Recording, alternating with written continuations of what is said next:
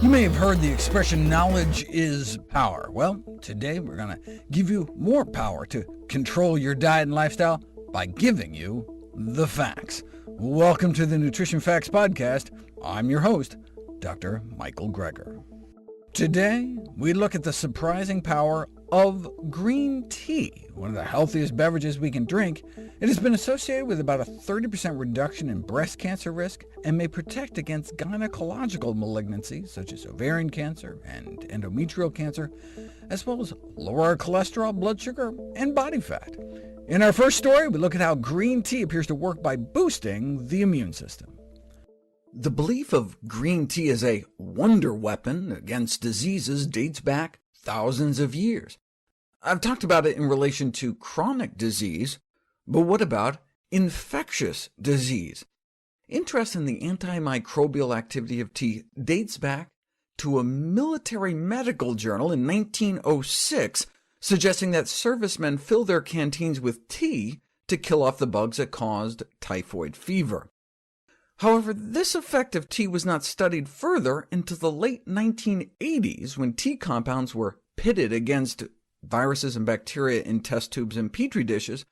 But what we care about is, do they work in people?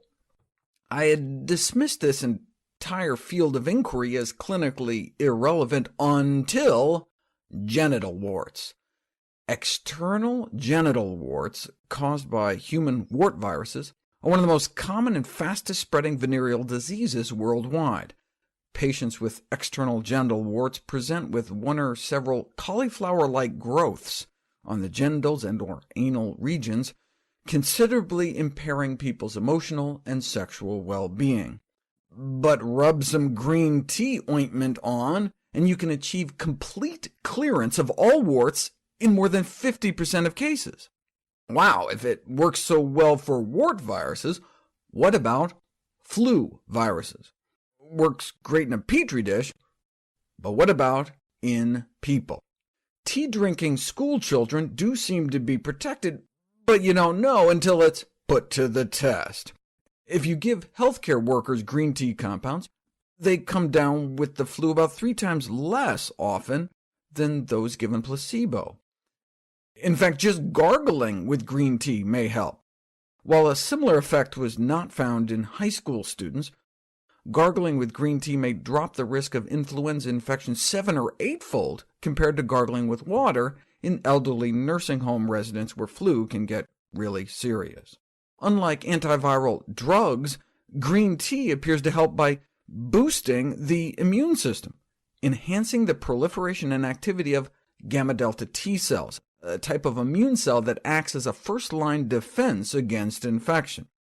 Subjects who drank 6 cups of tea per day had up to a 15-fold increase in infection-fighting interferon production in as little as 1 week. But why? There's actually a molecular pattern shared by cancer cells and pathogens, and with edible plant products such as tea, apples, mushrooms, and wine. So eating healthy foods may help maintain our immune cells on ready alert, effectively priming our gamma-delta T cells that can then provide natural resistance to microbial infections and perhaps tumors. I guess I shouldn't have been so surprised. Tea, after all, is a vegetable infusion. You're basically drinking a hot water extraction of a dark green leafy vegetable. Within 40 minutes of green tea consumption, we get a boost in antioxidant power in our bloodstreams, and within 60 minutes, in upregulation of DNA repair.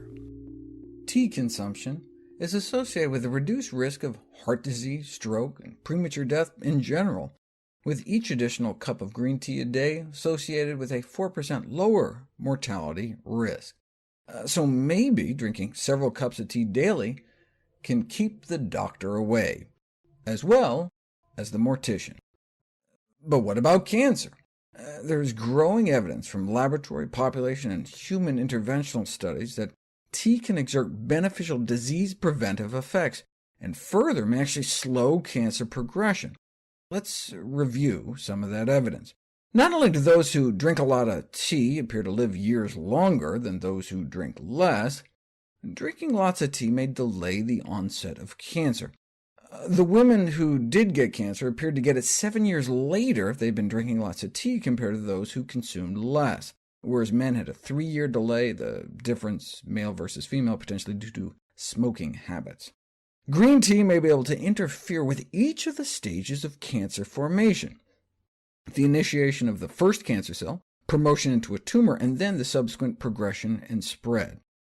Cancer is often initiated when a free radical oxidizes our DNA, causing a mutation. But within 40 minutes of drinking green tea, you can get a nice spike in antioxidant power of your bloodstream. This increase, in turn, may lower oxidative damage to DNA and so decrease the risk of cancer. Furthermore, in terms of genoprotective effects protecting our genes, pre-existing oxidation-induced DNA damage was lower after drinking green tea, suggesting that it can boost DNA repair as well.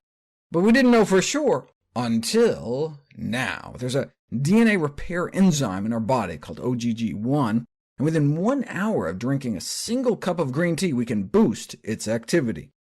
Though after a week of tea drinking, we can boost it even higher, so regular intake of green tea may have additional benefits in the prevention and/or repair of DNA damage. Tea is so DNA protective, it can be used for sperm storage for fresh samples until it can be properly refrigerated. And so anti-inflammatory, it can be used for pain control as a mouthwash after wisdom tooth surgery.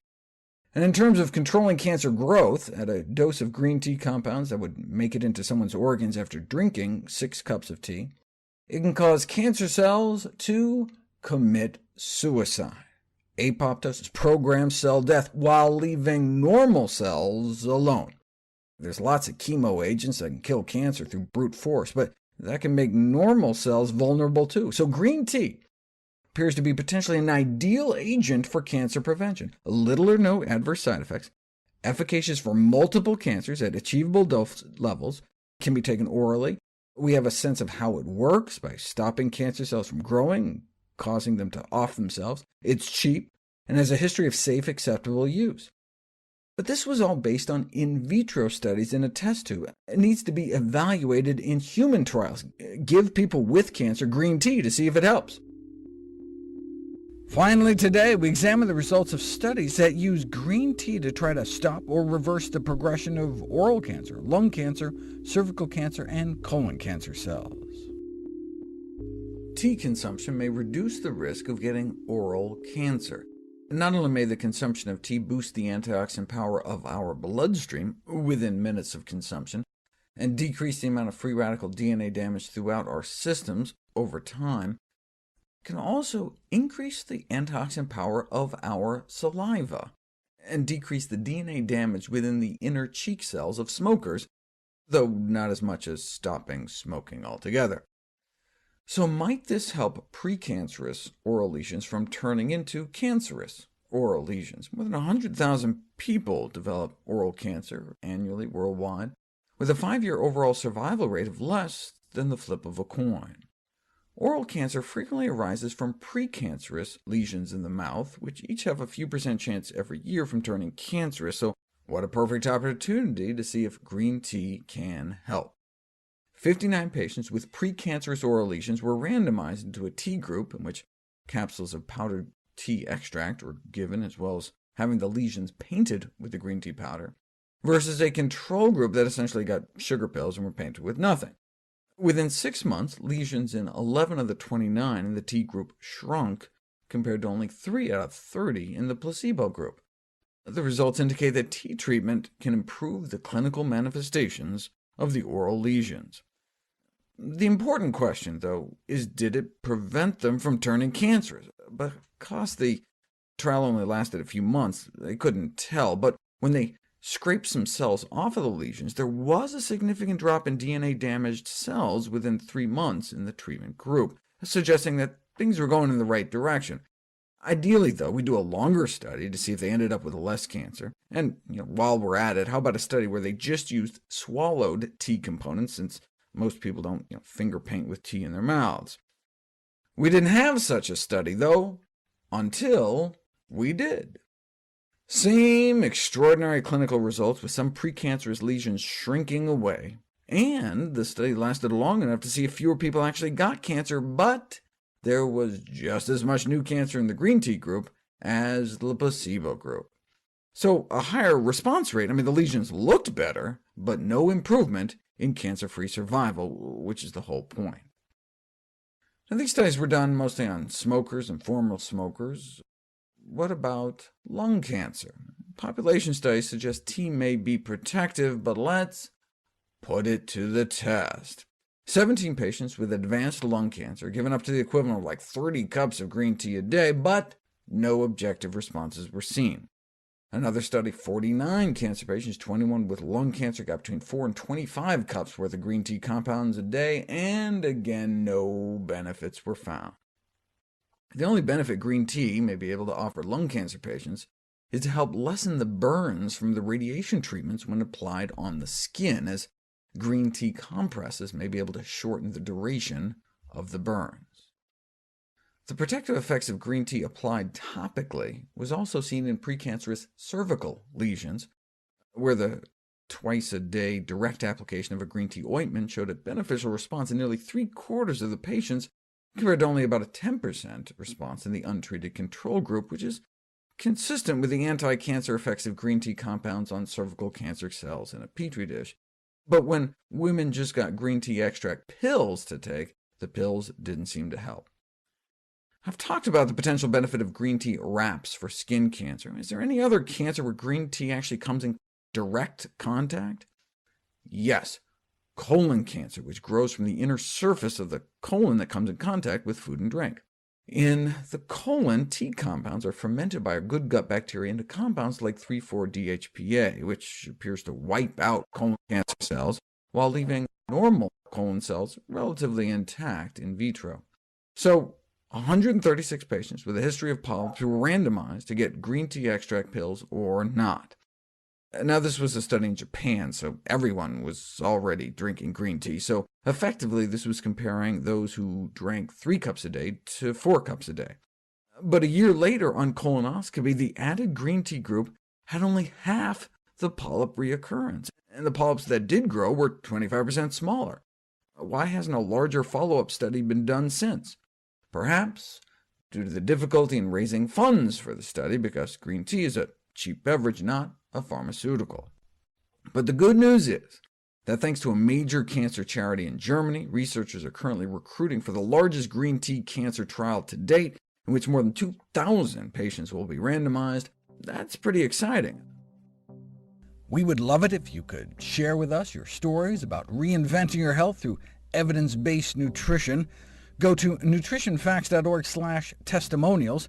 We may share it on our social media to help inspire others. To see any graphs, charts, graphics, images, or studies mentioned here, please go to the Nutrition Facts Podcast landing page. There you'll find all the detailed information you need, plus links to all the sources we cite for each of these topics. For a vital, timely text on the pathogens that cause pandemics, you can order the ebook, audiobook, or hard copy of my book, How to Survive a Pandemic. For recipes, check out my new How Not to Diet cookbook. It's beautifully designed with more than 100 recipes for delicious and nutritious meals. And all proceeds I receive from all my books go to charity. NutritionFacts.org is a nonprofit, science-based public service where you can sign up for free daily updates on the latest in nutrition research via bite-sized videos and articles. Everything on the website is free. There's no ads, no corporate sponsorship, strictly non-commercial, not selling anything. Just put it up as a public service, as a labor of love, as a tribute to my grandmother, whose own life was saved with evidence-based nutrition.